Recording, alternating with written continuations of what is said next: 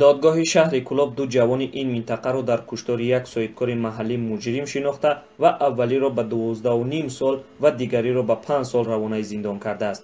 дар пайи муноқиша миёни Амирҷон Мусоев ва Муҳаммад Хоҷаев бо Миралӣ Ҳасанов соҳибкори шинохта дар Кӯлоб дар таърихи 10 январ ахирӣ ба ҳалокат расид. ҷавонони қотил аз сӯи полис боздошт ва нисбаташон парвандаи ҷиноӣ бозгардид. аз додгоҳи шаҳри Кӯлоб сешанбаи 12 сентябр дар суҳбат ба Радиоозодӣ гуфтанд, ки ахиран бо ҳукми додгоҳ Амирҷон Мусоев бо моддаи 110 қисми 3, яъне қасдан расонидани зарари вазмин ба саломатӣ ва ё аз беэҳтиётӣ боиси фавти ҷабрдида гардидан ба муҳлати 12.5 сол зиндонӣ шуд. ҳамчунин Муҳаммад Хоҷаев, шарики Амирҷон Мусоев низ тибқи моддаи 237, яъне авбошӣ муҷрим шинохта шуда ва ба 5 соли зиндон маҳкум гардид.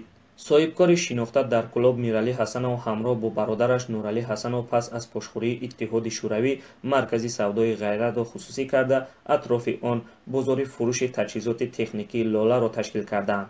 Нуралӣ Ҳасанов, бародари Миралӣ Ҳасанов, рӯз сешанбаи 12 сентябр дар суҳбат ба Радиоозодӣ гуфт, ки ҳарчанд дар куштори бародараш гурӯҳи ҷавонон даст доштанд, аммо тафтишот танҳо 2 нафари онҳоро гунаҳкор донист.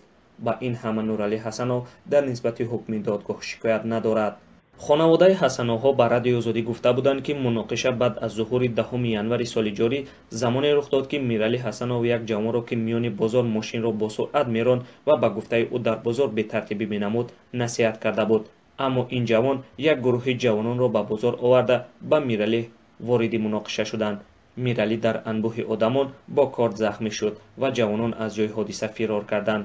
табибони бемористони шаҳри Кӯлоб дар суҳбат ба Радиоозодӣ гуфта буданд, ки барои зинда мондани Миралӣ Ҳасанов талош карданд, аммо бинобар талаф шудани хуни зиёд натавонистанд ӯро аз марг наҷот диҳанд.